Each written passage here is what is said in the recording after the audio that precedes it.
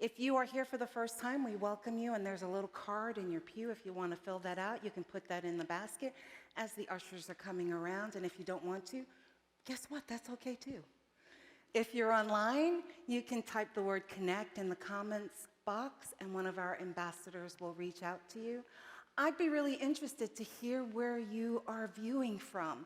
Yeah, besides your couch, I mean, like, what city are you in?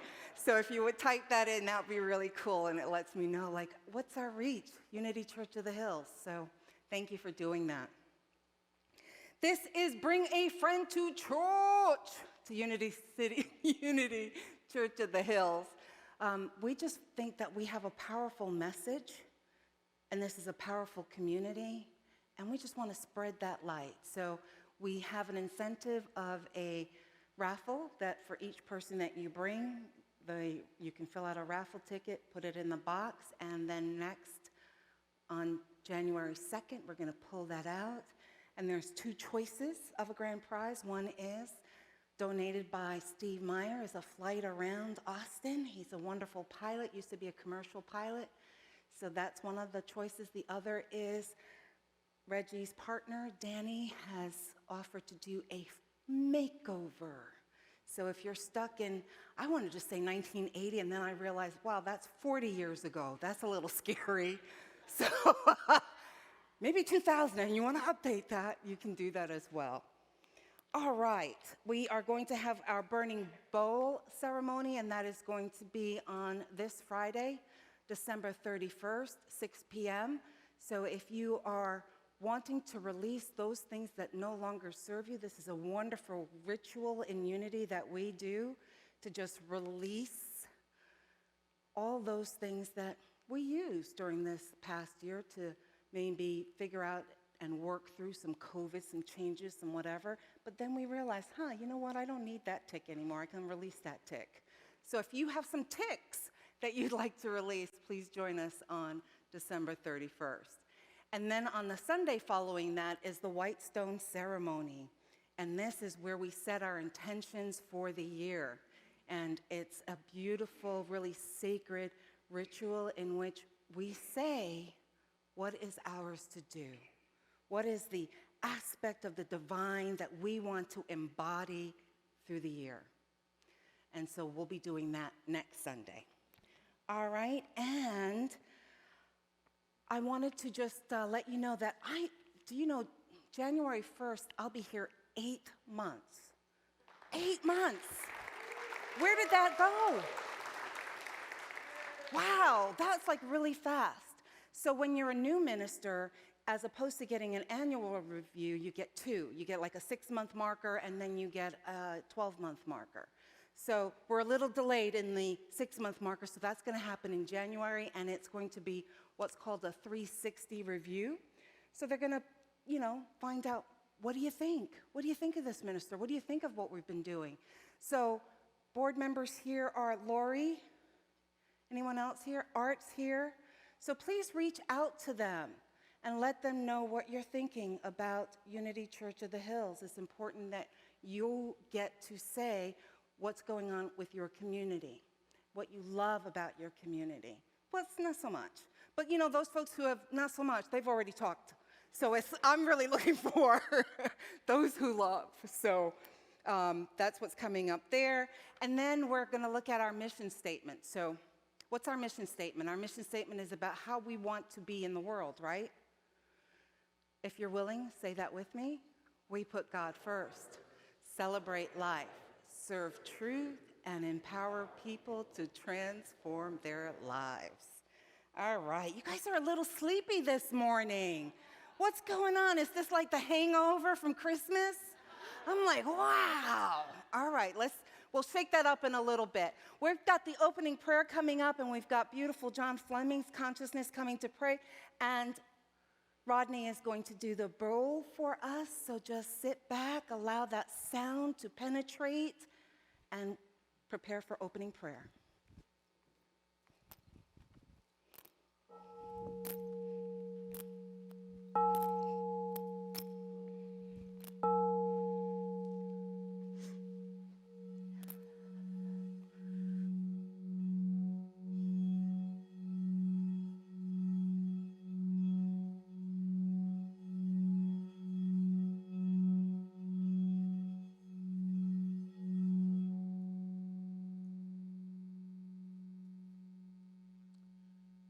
Good morning. In the song, I Want to Know What Love Is, there's a statement that's made that in my life, I've had heartache and pain. And I can speak to that. I know that in my life, I've experienced some heartache and some pain, even in the last few weeks. Pain that is so deep that I did not know what to do with it or what to do about it. But the one thing I do know is that it's my place to forgive, to let it go. I know that Reverend Cherie will be talking about Umoja, the Swahili word for unity. And we can in no way talk about unity without talking about love. And at the heart of that love is forgiveness. And I know, and I have been taught, and I have learned, and I have known for myself that when I choose to release and let something go, because I either don't want to feel that anymore because of its lower vibration, or I don't want to be cut off from my connection to God, that the best thing for me to do is to let it go, to forgive it, to release it in peace, and know that all is well and all will be well. For when I release that block, I allow my light to so shine before all of you so that you see the God in me as I see the God in you, calling us out of darkness and into God's marvelous light. So as we pray, I invite you to close your outer eyes, and I invite you to take a deep cleansing breath, breathing in through the nose and breathing out through the mouth. And let's do that one more time, breathing in through the nose and breathing out through the mouth. And as you continue to breathe, you begin to travel the distance from your head down into your heart. No matter how long or how far it takes you to get there. That when you arrive into the innermost sanctum of your being, your heart space, you find a beautiful sanctuary. And in that sanctuary resides God, the essence of you. And as you commune with God, you allow whatever to come up. No matter how painful it may feel, no matter how sad you may feel, no matter how joyful you may feel, whatever it is, allow it to come up.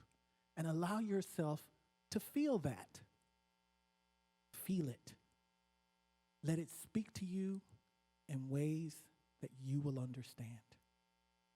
Let it speak to you in ways that you will know what is yours to do about it or that person. And as you commune there, and as you lay it before God, we say, loving God, we are so grateful and so very thankful that you created us as humans, that you allow us to feel, because feeling is the process of letting it go. No matter how good or bad we may think it is, allowing ourselves to feel is our natural way of letting it go. And so, Father, I thank you for the power of forgiveness. I thank you that it releases your love through me, through you, as us into the world, that we may be bright lights, that we may be that example of love, that we may be that Christ presence that we're all seeking. And as we release your love into the world, we realize true unity. Thank you, God, for the power of forgiveness. Thank you that I've been able to let go of something that's been very painful. Thank you that my heart is healed. Thank you that my light is shining in spite of what may have happened to me. Life is not happening to me, but life is happening for me, that I may know you more deeply in a very real and powerful way. Thank you, thank you, thank you. And so it is. And so we allow it to be. And so say we all. Amen.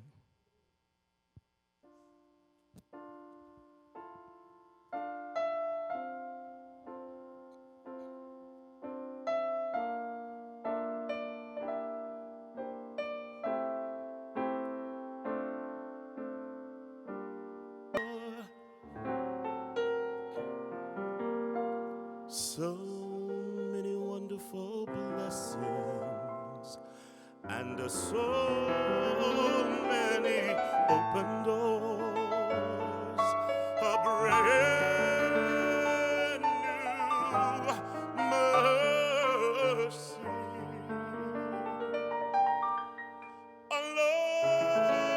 along with each new day. That's why I praise you, and for this I give you praise.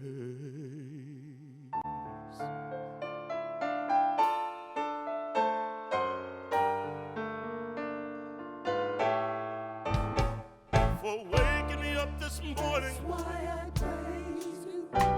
for sending me on my way, That's why I praise you.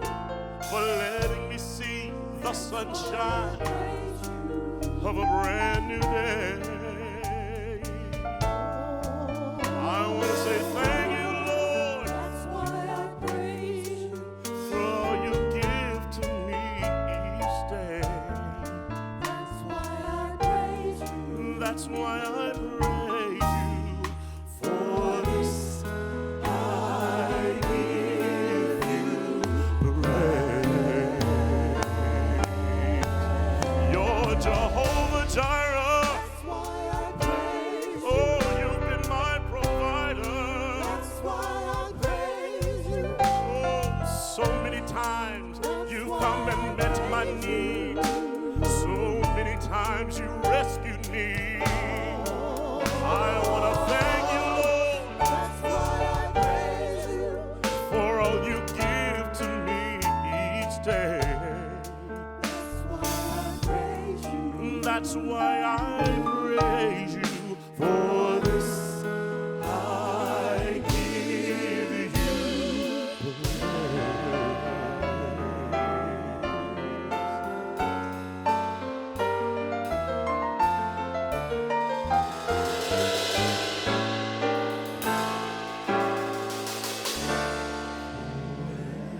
every mountain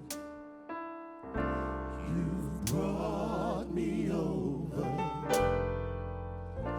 for every trial you've seen me through, for every blessing. Hallelujah.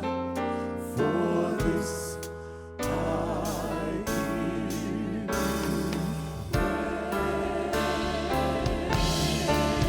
Oh, for every mountain, Every mountain Lord, that you brought me over. you brought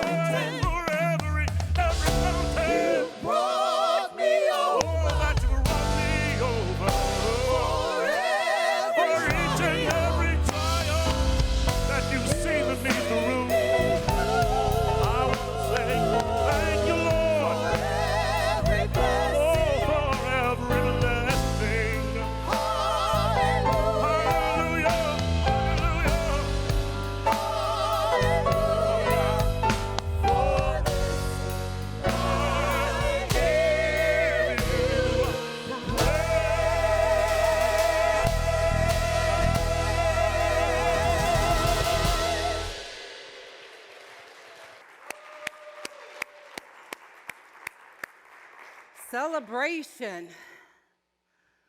That's what brought me here, my friends. That's what brought me here to this campus. You. Oh, I'm like, we just had church. We can go home now, right? Whew. That was amazing, amazing. I just feel blessed. You know, it's so easy to get caught up in the things that don't matter and to put weight on things that don't matter. This matters. You matter. Thank you. So we're talking about umoja today. And umoja is the Kiswahili word that means to work for and uphold unity in our communities and in the world. Now, my thing is, I love to bring new cultures and new religious experiences and new spiritual awakenings, and I love to bring it from various cultures and bring it here. And since today is December 26th, it is the first day of Kwanzaa. So I figured I'd tell you a little bit about Kwanzaa. Kwanzaa is a week-long celebration. It's in the United States, it's US-based, in which the African culture, the African heritage is honored in African Americans. Now, I'll be honest with you, I never heard of Kwanzaa till I went away to college, right? That's the first time that I heard about Kwanzaa. And because I was born in the UK, it's not part of my heritage. It's not part of my cultural tradition. And I'm sure for many of you sitting here, it's not a part of your culture either, or maybe not even in your awareness. But one of the things that I love about New Thought and why I'm a New Thought minister is because we honor all. We don't give it lip service. Those lip service days, they're gone, my friends. They're gone. We honor all. And what we are is we are about including and transcending. But we cannot include and transcend what we do not know. So I want you to know, what is Kwanzaa? It's nothing to be afraid of. Why is it celebrated? Why do we want to be aware of this as a celebration and a holiday? And then, once we have that understanding, we individually can decide and discern, what do I include? What do I include and transcend? Something? A little bit? All? Nothing? But without the knowledge, how do we make that discernment? With me? When I first discovered Kwanzaa, I actually thought, well, this is bizarre. This is like a made-up holiday. What? That's bizarre. But after learning about the impact of slavery in the US, the degradation of the Jim Crow laws, the economic disparities that people of color have experienced, I can better understand why this holiday is so important for some. And I also concluded, as I've been doing more and more studying, that all holidays are made up, right? They're human constructs. So it's just really interesting. So let's talk a little bit about Kwanzaa. Kwanzaa is a relatively new holiday compared with other holidays that we celebrate. It is a synthesis of various cultures and practices from different African people, primarily the Ashanti and Zulu tribes. Kwanzaa starts on December 26th, and it's celebrated for 7 days. And then on the 7th day, there is gift giving and a big feast. The professor and chairman of African Studies at the University of the California State University, Dr. Karenga, is the one who created Kwanzaa in 1966. And he did that as a response to the Watts riots in LA in 1965, as a way to bring African American people together as a community. You see, the city of Watts had turned into a powder keg because there were African Americans that migrated to the West Coast, getting away from the Jim Crow laws, but also because it was a wartime and there was lots of jobs. But as they moved into this area, they changed the population from 4% to 14% African Americans. And they were still experiencing discrimination in Watts. So that was the powder keg there. Dr. Karenga found that he wanted to create a holiday that would honor the intrinsic truth of who we are. Do we not talk about that all the time in Unity? What is our truth? Remembering our truth, that we are divine human beings. And Dr. Karenga researched African harvest celebrations and combined several aspects of that to be the foundation for Kwanzaa. The name Kwanzaa is derived from the phrase Matunda ya Kwanzaa, which means first fruit or harvest in Swahili. And the celebration often has singing and poetry and storytelling, dancing, drumming, and of course, feasting. Dr. Karenga created 7 guiding principles to be focused on during the week of Kwanzaa. And the 7 principles represent the values of African culture that help build and reinforce community among African Americans. So there are 7. It's unity, self-determination, collective work and responsibility, cooperative economics, purpose, creativity, and faith. You'll notice I've got a picture up there of the candles that are used. Looks very similar to like a Hanukkah menorah, doesn't it? But as opposed to the 8 candles that are celebrating the miracle of 8 days of oil in the temples for the Jewish faith, this has the 7 candles there representing the 7 principles. Very similar again to the Advent wreath that we just used, right? Which for each week was a theme of hope, love, peace, joy, right? And then the Christ consciousness. So I love looking at the similarities between what we do, what other faiths do, and how it all comes together. The middle candle right there is the one that is lit first, and that one is representing unity. Now, be aware, Kwanzaa is not a holiday that I personally celebrate. As I mentioned to you, I didn't really know anything about it. Just like I don't personally celebrate Diwali, I don't personally celebrate Hanukkah or Ramadan or any of those holidays, but I can honor those who do celebrate them. And I can enjoy certain aspects of the holidays that make sense for me, that give me another way to look at the divine, to look at my truth, to help me to awaken. And I've been blessed with having friends that have invited me both to Hanukkah and Ramadan celebrations. I got to tell you, Ramadan was a whole bunch harder than Hanukkah because of the level of fasting that Ramadan includes. Kwanzaa is simply a call to remember the truth. We are all of God. We are all of God, and we're responsible for our brothers and our sisters. In today's talk, I'm simply going to focus on the first principle, which is Umoja Unity. And that is that call to strive and maintain and uphold unity. Now, Umoja asks us to develop and sustain the idea that there is only oneness. Does that sound familiar? Oneness means that we are all of God. We are all aspects of the divine in skin. Sounds a little familiar. I think that's what? Unity's second principle, correct? Human beings have the spark of divinity within them, the Christ within them. Their very essence is of God, and therefore they are inherently good.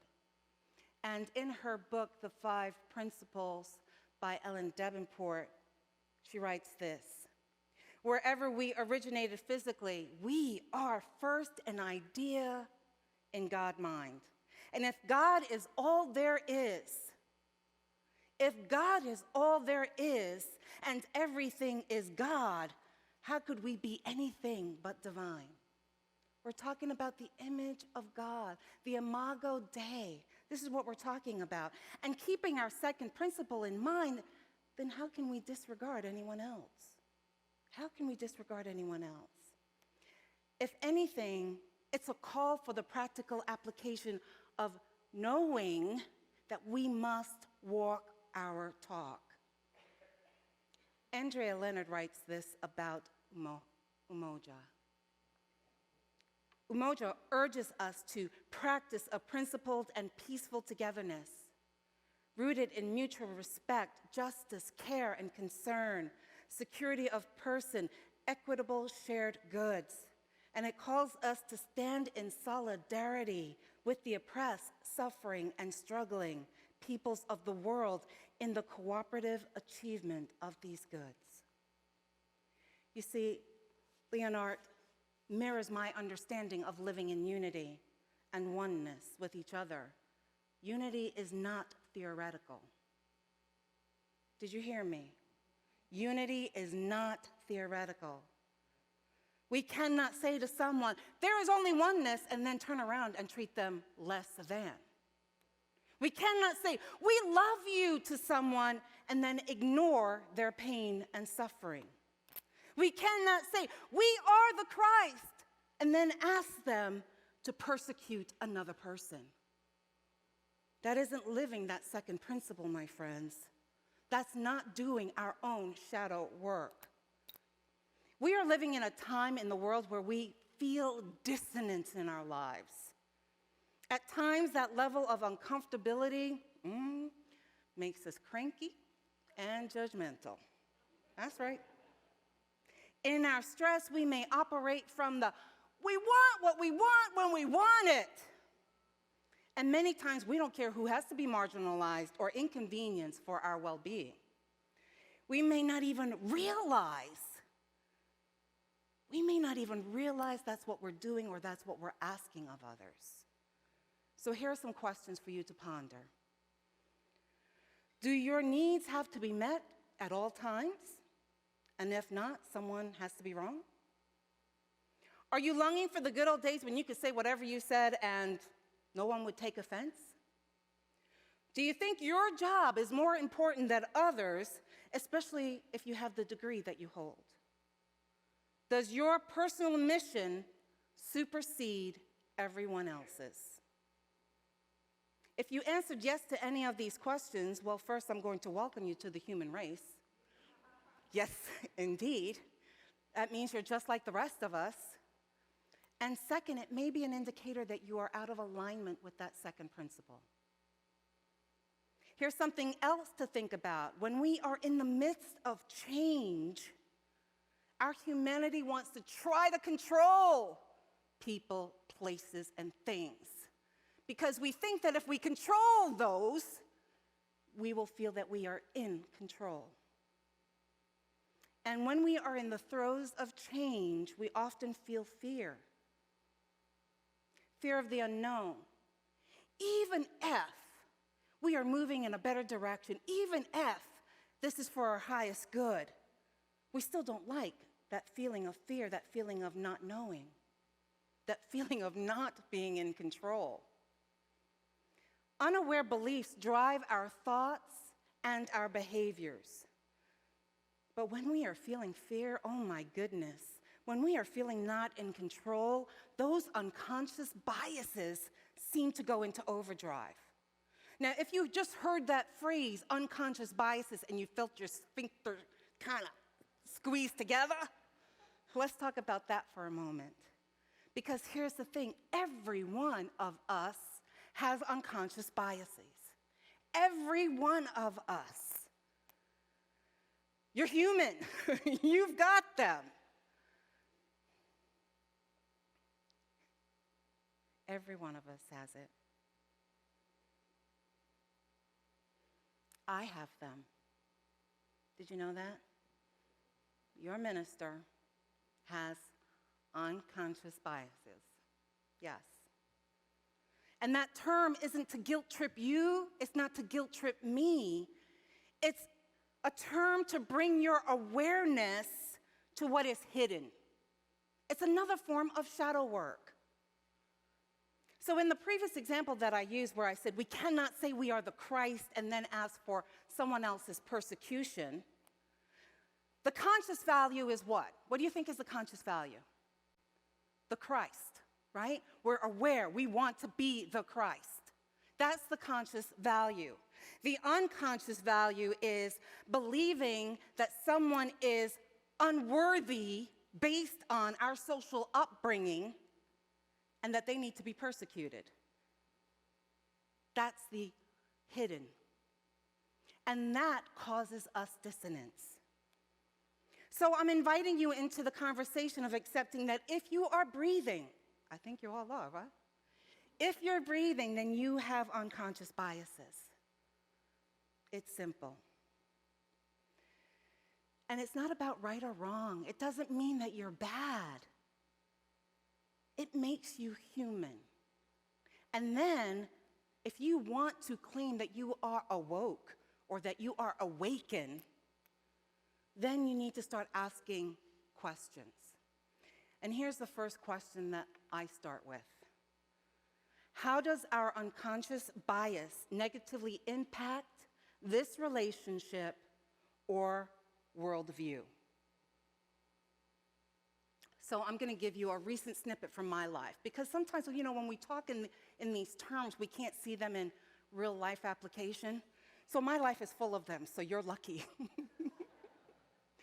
The other day, last week, Graham and I were shopping, and we were shopping at an upmarket store. I wanted to get some gourmet foods for Christmas. We were having my good friend, best friend over there, Karen Scapple, who I met in seminary. I like to call her Reverend Dr. Karen Scapple because she hates the Reverend Doctor.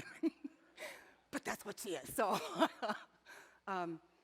she was coming in from Kansas City, and I just really wanted to splurge on her. Super excited. We haven't seen each other in a couple of years. And I'm at the deli counter, and I'm seeing this. And at the 15-minute mark of waiting, you get it. I got impatient. 15 minutes. And there's this one lovely girl that's at the deli counter serving everyone that's online there. And then I look to my right about 15 feet away, and there are three employees hanging out in the bakery. And then I look to my left, the cheese section. There are 3 people hanging out in the cheese section as well. I'm like, So I said, could you ask someone to help you?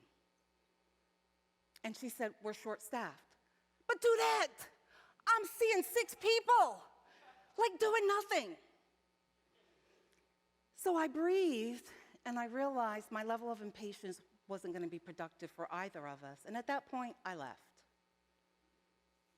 But I had to ask myself the question that I'm asking you to ask yourselves. How does my unconscious bias negatively impact this connection, this relationship, my worldview?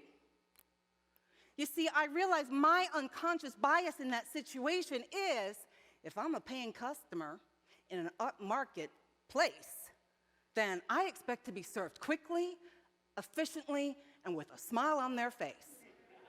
All right? And if that doesn't occur, then I'm judging. Ooh, they did not get proper training. Ooh, they are not qualified for this job. Ooh, they are so rude. Right? And then I have to continue investigating. And I'm like, well, where did I get that unconscious bias from? Well, part of it is cultural, because of the U.S. cultural beliefs around service workers, what they should and should not do. And then the other piece of that is I spent 10 years of my career as a trainer and consultant training on service skills and soft skills, right?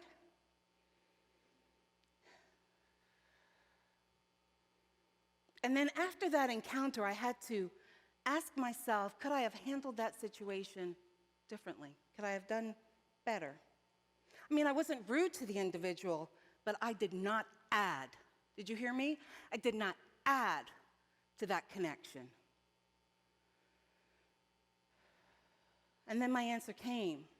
if I was able to deconstruct my erroneous belief about what customer service should look like, then waiting beyond 15 minutes didn't mean it wasn't good service. Do you understand that? Okay. So in that moment, then I realized, well, then I could have been less impatient. And with this new level of awareness, I get to create anew. Because here's the deal, my friends, all of us are living in a new time. Did you know it's a time called the Great Resignation? The Great Resignation means that it's an unprecedented time in our society where people are choosing to leave jobs that aren't fulfilling for them, leave jobs that aren't paying well, not take jobs because they should take a job if it doesn't align with the truth of who they are. So that means today it's probably likely that there's going to be longer waits. Probably likely. And then guess what? I get to manage my emotions. It's not somebody else's responsibility to manage my impatience, to manage my judgment, right? It's mine to manage my emotions. And how do I do that? In the way that I've just described, by deconstructing what's my unconscious bias, and how do I shift that?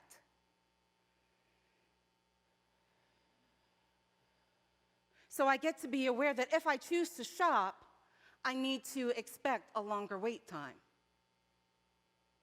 And I can choose to be grateful that my body functions enough to be standing someplace for 15, 20 minutes. Amen? Yes. And I get a choice to be grateful for this person choosing to work in tough circumstances. And I get to be thankful for the service. That's a whole different situation, is it not? Yeah. So in this example that I gave you, I know it sounds really trivial, but you know what? Our lives are filled with little daily trivial things that we take on and make huge. Well, can you believe I had to wait, right? And then it's like just this ongoing snowball. But those are the moments that we deconstruct. Those are the moments that we transform and shift. Those are the moments that we have the opportunity to make this world a better place, not just for us, but for everyone that we touch. So as I sat in the car after shopping, I realized I was really uncomfortable with the interaction with that employee. Why? Because I was out of alignment. I was out of alignment with my truth because I want to be the light in the world to everyone I see, to everyone I touch. I was out of alignment. Get it? So the shift is on me. So doing this work on investigating our unconscious biases is an opportunity. It's an opportunity for us to look at our day-to-day. Are we really practicing our principles in our lives? Because having them in theory, my friends, worthless. Did you hear me? Theory, worthless. But really absorbing them, stepping out into the world as a unitic, and that's usually a good thing, a unitic allows us really to be that light, to be that loving presence, to be God in skin. So in this small example, I'm hoping that you get that we can shift to honoring oneness in our everyday life if we choose to practice the truth, if we choose it. So I wish you and yours a season of creating a new and also in truly being the light of the world. Namaste.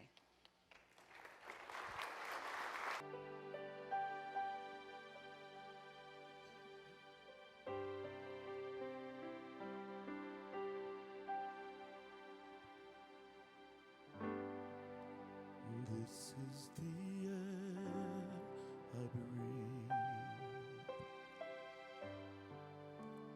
This is the air I breathe. God's holy presence living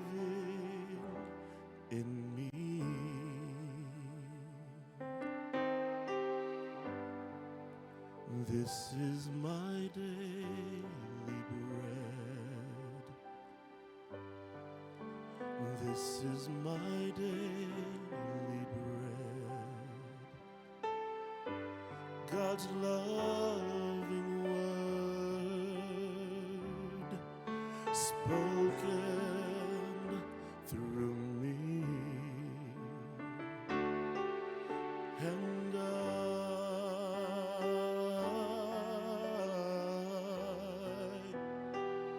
I'm filled with God's love.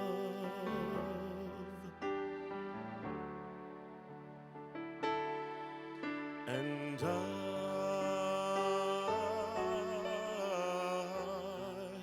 I'm lost without love.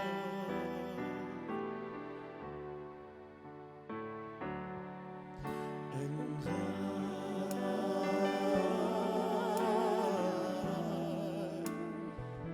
I'm filled with God's love.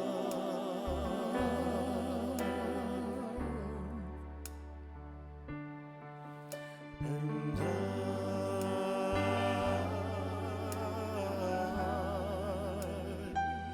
I'm lost without love.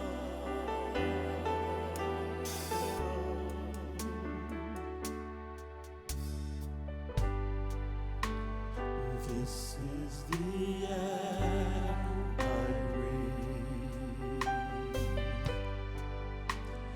This is the air I breathe.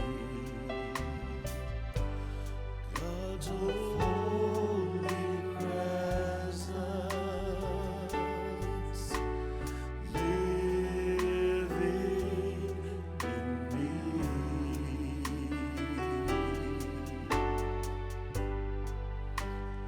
This is my daily bread. This is my daily bread. God's loving word spoken through me.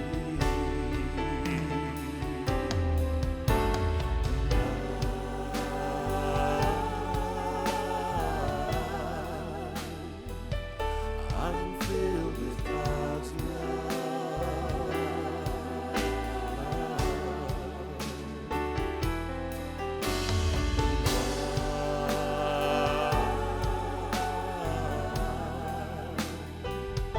I'm lost without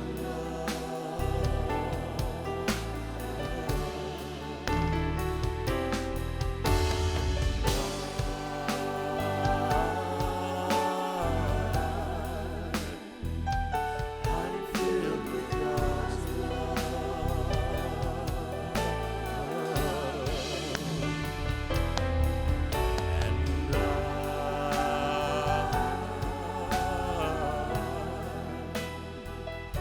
I'm lost without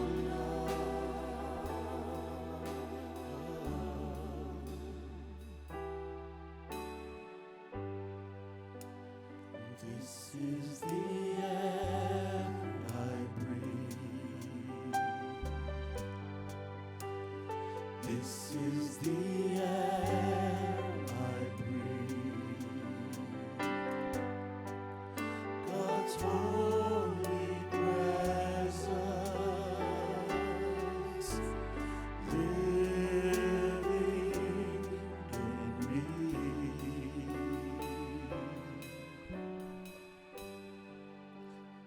This is the air I breathe. This is the air I breathe.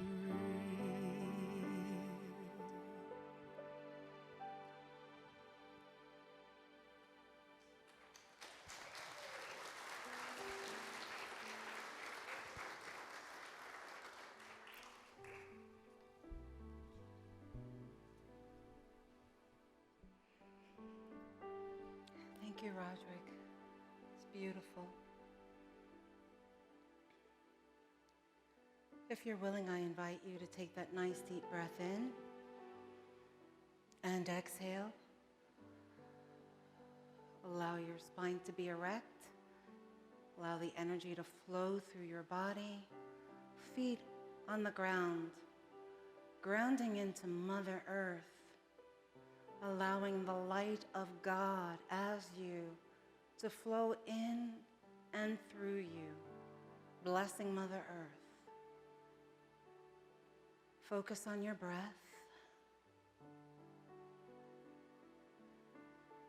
And that is God. Each breath that you take, God is the air that you breathe. Take a deep breath in, thinking that God is. Hold that, allow that to just permeate your body, and exhale. I am God in skin. Follow your breath. Allow the awareness that God is breathing you. God is the air that you breathe. You are the Christ in skin. And I invite you to remember this truth. In all you do, in all you think, in all you say, God in skin, the Christ. Each and every one of you is the light of the world. Be that. And as you follow your breath, I invite you to go to the deepest reaches within you, that place where nothing but love and light abides. And I want you to imagine your soul, your consciousness just spinning in that light, in that love, renewing itself, reminding itself, nothing but God here, nothing but love here. So take a moment in the silence to drink that in.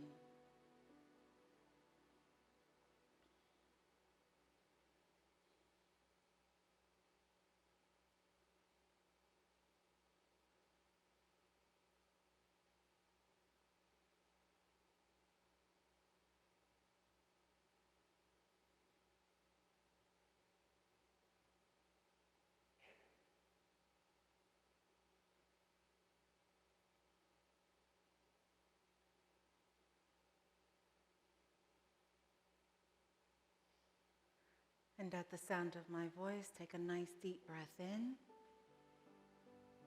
Exhale. Take a moment of thanksgiving for this delicious spiritual renewal that you've just given yourself as a gift.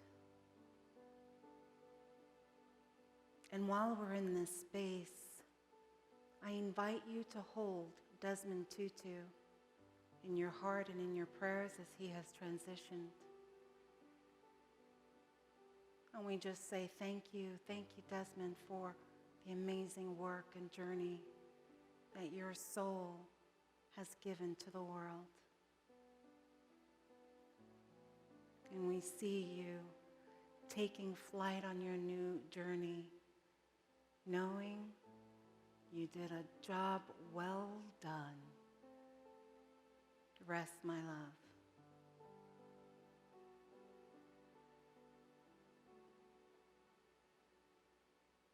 And in this moment, take a nice deep breath in. Exhale. Feel the chair beneath you. Feel your feet. Wiggle your toes. Stretch a little bit. Open your eyes.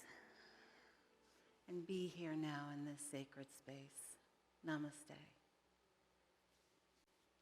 We are going to have a quick little video from Rick and Nicole Viator. If you haven't met them, I hope that you will soon.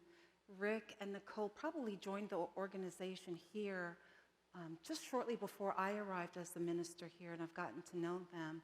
And lo and behold, Rick has an accounting background, and he is now on board staff as our accountant, as Susan has retired. So they just wanted to say a little something about why they give. Hi there, we're the Viators. This is Nicole, I'm Rick. We were asked to do a little video on why we give, and we give because we can and because we want to. This community has been so great to us. We're still new members, but we've gotten so much out of it. It's the least we can do to give a little back. So we give as much as we can and more. It's totally worth it. We reap the benefits. Right, babe? True story. True story. Thanks, family. Giving.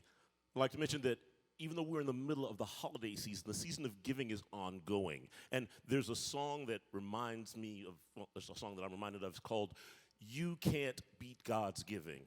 No matter how you try, the more you give, the more he gives to you. So in your giving, know that you are also getting back. And so this time, as we come to our offering, it's our season of giving to this community that has given so much back to each and every one of us. So there are multiple ways to give. You can give by texting. You can give online via the web or the UCOH app. Or if you're still old school, you can mail a check. But since you all are here, it is our time to give. And in doing so, let us say our affirmation. Divine love, through me, blesses and multiplies all that I am, all that I have, all that I circulate, and I am grateful. Unto the Lord, for God is good, for God is good, for God is good. The Lord is good. Oh, give thanks unto God.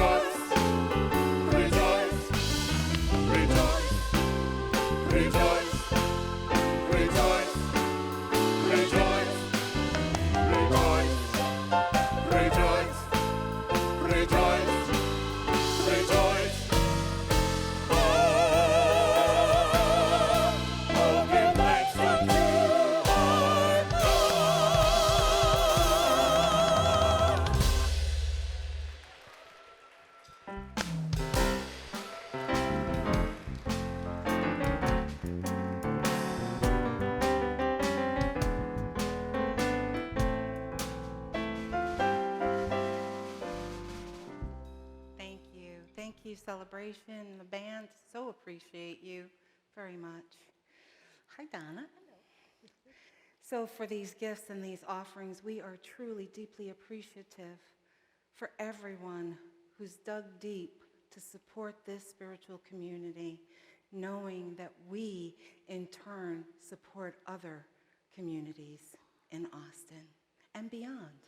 And so it is. Amen. Thank you. Just a big shout out to my guys and gals over there. I just love you guys. Thank you, thank you, thank you so much. All right, so we have prayer chaplains available. They will be over there in the chapel, a beautiful chapel. So if you have a feeling like you'd like to be held in the knowing of your truth and your power, feel free to talk to one of our prayer chaplains. The end of year giving campaign. We are in the midst of it, and it will be through January 9th. And there's some slides that I want to talk through, so I'm going to get my clicker.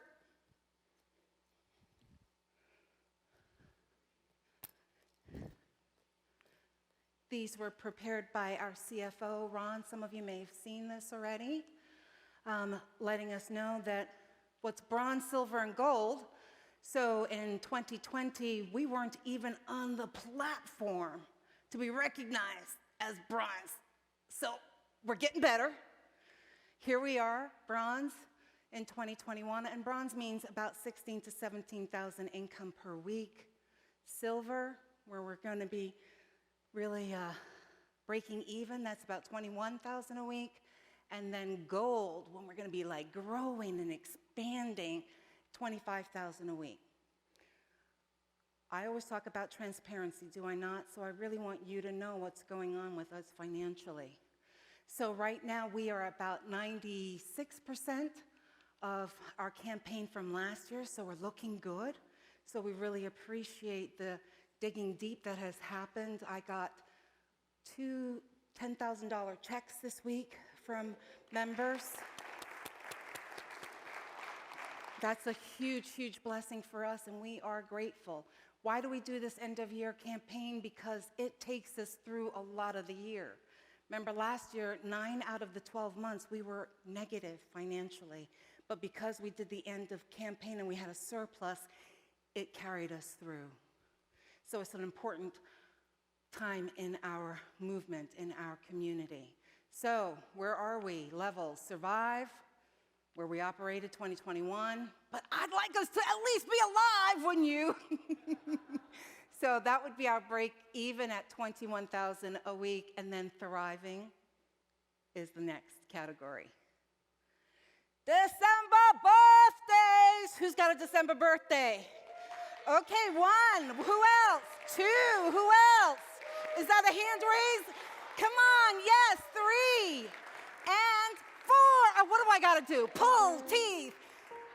Oh, and then there's that gentleman over there. I heard he's 102 today. Olin Hamilton! Woo! Woo!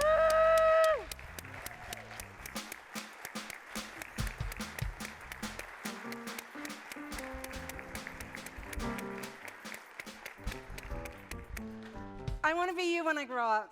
Yes, I do. Can we just sing a little happy birthday? Would that be all right with you? Happy birthday to you, December babies. Happy birthday to you. Happy birthday to you.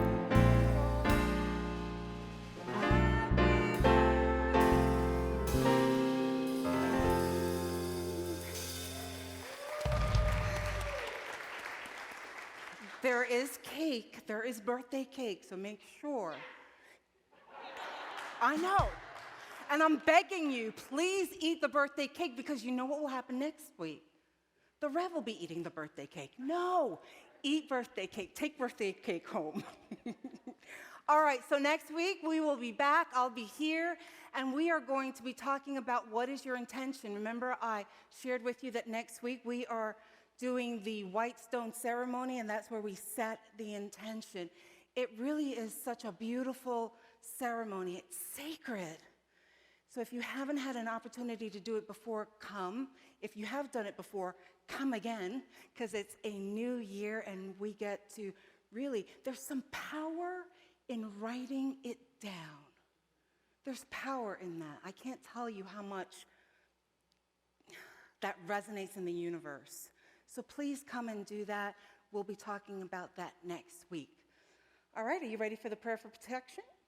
All right, let's do that together. The light of God surrounds us.